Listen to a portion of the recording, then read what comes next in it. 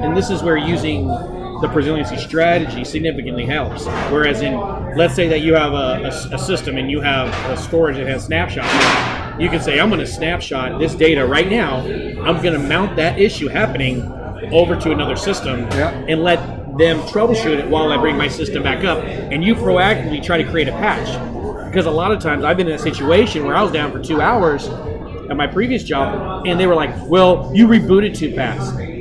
I don't have time for you to wait an hour to 2 hours to fix my issue when I have a certain window I got to meet. It's time for the Prosiliency Podcast, aka DR in a Bar. Now, without further ado, here are your heart-stomping, pants-dropping, history-making, earthquaking, love-making, and booty-shaking hosts, Vince Vaughn and Eddie Perez. All right, thank you once again, Anna the Prize Girl, and welcome to the Prosiliency Podcast, aka DR in a Bar. Today we are at the infamous, the well-known, the incredible Buffalo Wild Wings. B-dub-dub, as it's called. In Overland Park, Kansas. And as always, I'm joined by my extremely resilient co-host, Eddie Perez. Hello, Vince. Yeah, very good, very good. So anyway, we're here at Buffalo Wild Wings. We just got done at the Kansas City VMUG, the VMware user group. How did it go, Eddie? What do you think? It went really well. It was a big user conference. I think it's I'd say the first or second biggest conference in Kansas City when it comes from an IT professional perspective. To me, this is the day every year locally here in Kansas City, like industry-wise, it's my favorite day of the year. Yeah. Everybody actually, people that you haven't seen forever actually show up and you can actually talk to them. They actually show up and you can actually have a conversation. It's amazing. Yeah. So, and we're trying beers we've never tried today. Mine may be a little surprising. I'm doing the PBR, the Pabst Blue Ribbon, as it were. I've actually never had this beer, and everyone gives this beer a bunch of shit. I actually can't wait to try it now because I've never tried it in my life, and I'm going to give you my absolute filter-free impression of this beer coming out. What are you doing, Eddie? Well, let's do yours first, and then I'll do mine. Well, okay. What are you drinking at least? I'll be drinking the Henry's Hard Soda. Oh, pussy beer. Yeah. Very good. Nice. Very good. All right, so let's try this. So I'm going to do the Pabst Blue Ribbon. Where's the Pabst actually brewed?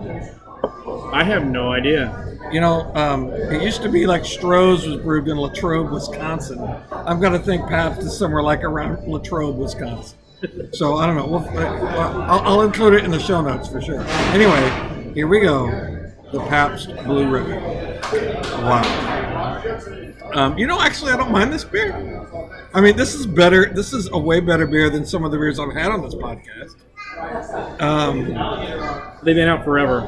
So if they were really terrible, they probably wouldn't be out so long. But sometimes things are so bad they become kitsch.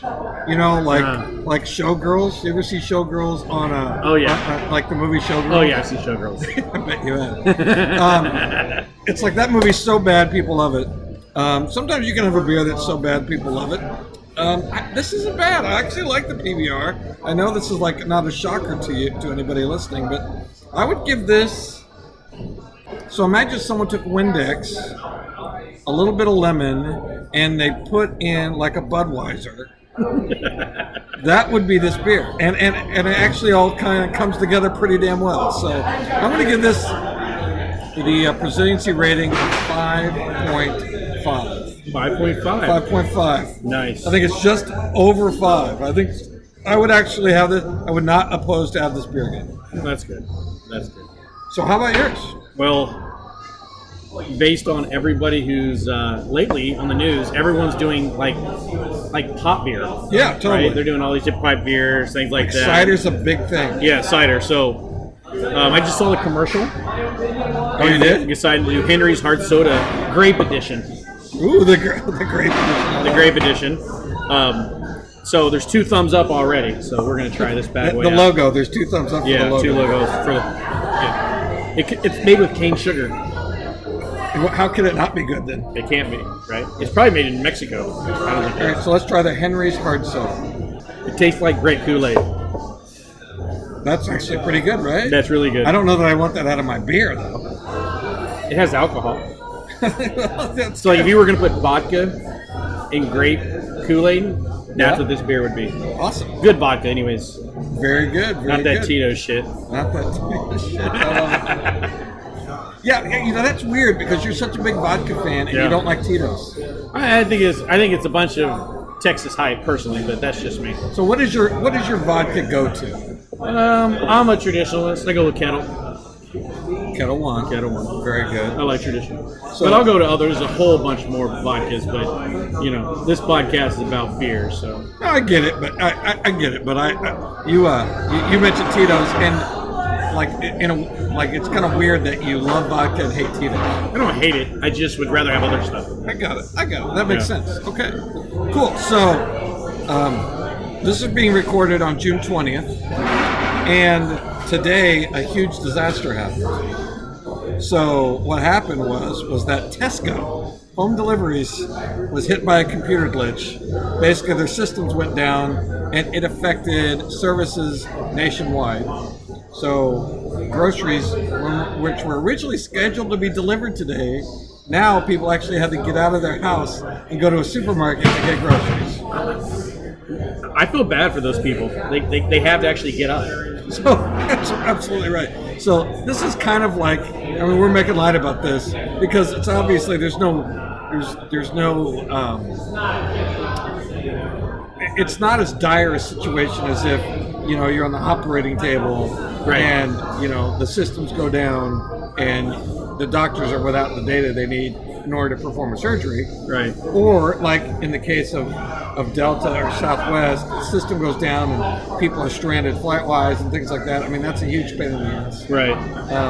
But this is a jobs and money situation. Yeah, and I think one of the things I wanted to bring up on this podcast was a lot of times when you have these glitches, you have two different camps. You have the one camp that is the manufacturer of that software saying, I want to be able to have you down while I troubleshoot the issue. So maybe it's in a lock state. They want to do diagnostics on this. But you as a business, you want this system up and running. Yeah. So how do you get that happy medium? How long is enough until you say, I've lost enough money and I lost face to my customers, right? Every hour that they're down, Money. But here's the worst part. If they don't fix the glitch and it happens again, then they're down even more money. And now we're talking about money and jobs. Right. And so you got to figure out how are you going to determine when should we fix that issue? And this is where using the Prosiliency strategy significantly helps. Whereas let's say that you have a system and you have a storage that has snapshots. You can say, I'm going to snapshot this data right now. I'm going to mount that issue happening over to another system and let them troubleshoot it while I bring my system back up. And you proactively try to create a patch. Because a lot of times I've been in a situation where I was down for 2 hours at my previous job, and they were like, well, you rebooted too fast. I don't have time for you to wait an hour to 2 hours to fix my issue when I have a certain window I got to meet. Right. Yeah. So you got an SLA. Right. And so we have to meet those. And sometimes if you're not fixing an issue, it's going to come back again. And a lot of times they'll say it's going to keep coming back again. Well, if I had, different technologies in place at the time, I'd say, let me snapshot this environment. You take this code base, this exact VM with all of these software that's loaded, patches, all that stuff's on there. And here you go. And then you go in and you test it with production-like system and then see if you can recreate it. You know what I also look at with regard to like an outage like this where you're down for so long? It makes me wonder, I mean, they're never going to come out and tell us the details of what happened from a disaster perspective. But it makes me wonder about the zero. So 43210, the zero errors, meaning when you take a backup, well, you said something pretty interesting today about a backup. Is it a backup? Well, go ahead. What is it? Well, I said, if you don't test your backup, is it really a backup? Yeah. And if you don't test it, it's just a bunch of ones and zeros. It's nothing. It's just data that you don't know what it is until you've tested what it is. Yeah. So nothing is truly a backup until you've actually tested it. Absolutely the case. And so it makes me wonder, given the length of time these folks were down, if they actually tried to restore. And they basically ran into problems that they couldn't actually. Yeah, because even if you have a computer glitch and your services are down, if you have the right technologies in place, you can be back up pretty quickly. Yeah. But when they say a glitch, we don't know what that glitch is, and they won't probably say. It could be as much as a crypto locker that locked their environment in, or something database got corrupted. You don't know. Yeah. Right? And so, but if we were on their side, we need to make sure they would. If I was them, it's like, okay, do we have process in place that we can test our restores and test? When I do production environment, maybe it was an update they were doing and it corrupted it. Why wouldn't they take their backups or their secondary copies and actually do testing on that first before applying the patch? We don't know. I'm just saying that could have happened as well. Absolutely. So, it used to be that our backup target was an also ran. Like, it was, the backup target was where data went to die. You just took a backup and you sent it there. It's like sending it to tape. They treat a disk like tape. Yeah, they treat your data like a CD. Yeah. Like, a CD used to burn a CD or tape and they'd be done with it and they just kind of throw it on and say, okay, cool. But what would happen? You would put that CD and all of a sudden it would skip. Yeah. And you're like, what the hell? I just made it. Well, if you would have tested it and listened to it for once. Absolutely. You would have known that you need to make a new one and you already got rid of the original. So what we're saying, right, is that you got to test your backups. And ideally, it shouldn't be a pain in the ass to test your backups either. Part of what I observe is that people don't test their backups. And the reason why is because it's a huge pain in the ass to test your backups. Traditionally, it's been a manual process. There are a lot of technologies out there to make it way more automated than it used to be in the past. Yeah. The technology that you deploy, and we say just test your backup, to test your restore points, right? Test some snapshots, test your backup, test multiple copies here and there, but make sure that you're testing it. If for some reason it's taking too long, you might want to rethink your architecture. Are you having the right technology to make you the most successful? Yeah. And that's the key that you have to make sure. Awesome, very good. So I want to before we finish, I want to give a shout out to Sean Godinez at www.virtuallyinclined.com. Nice. Who basically helped us out with providing a wire, basically to help hook up our microphone. So we had a disaster situation. We didn't actually have a backup wire. We didn't have a backup wire. We didn't have a backup cable. And Sean Godinez was the hero of the day, who basically provided us a wire to hook up our microphone to Audacity for us to be able to record this podcast. So thank you, Sean. We want to have you on the podcast.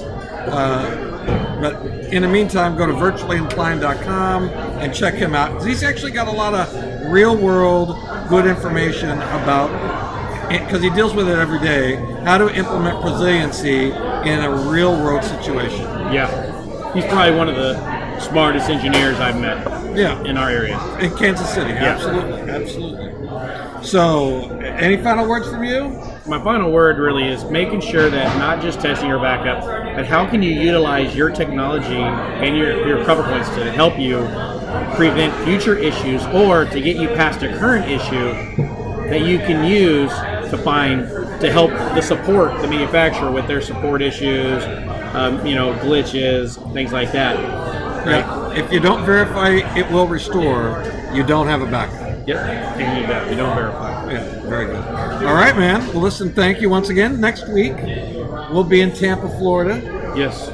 So we'll be doing this again from our third location, Fourth. So we've been in New Orleans, we've been in Kansas City, we've been in Wichita, and now Tampa, Florida. We're taking it on the road. I love it. If you are out there and you are in Florida and you want to be on part of this podcast, you can reach us at Prosiliency.com. Absolutely. Very good. Thank you, Eddie. Thanks, Vince. And we'll talk to you soon.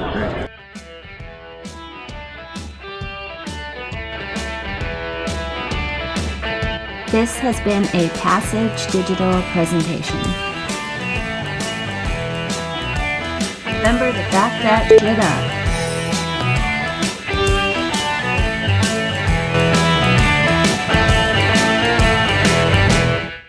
If you like this podcast, there are plenty of ways you can support it. First, you may friend us on LinkedIn. Our profile links are in the show notes, or you may share it on other forms of social media or discuss it on your own blog or podcast. Second, we view this as your show, so contact us and ask us for a question we can use, or simply let us know how you feel, good or bad, on how we can improve it. Third, rate us in the app stores and leave us reviews. If you hate us, feel free to 1-star that shit. But remember, 5 stars give you total consciousness on your deathbed, so you have that going for you, which is nice. And lastly, please visit us on the web at prosiliency.com, prosiliency.com.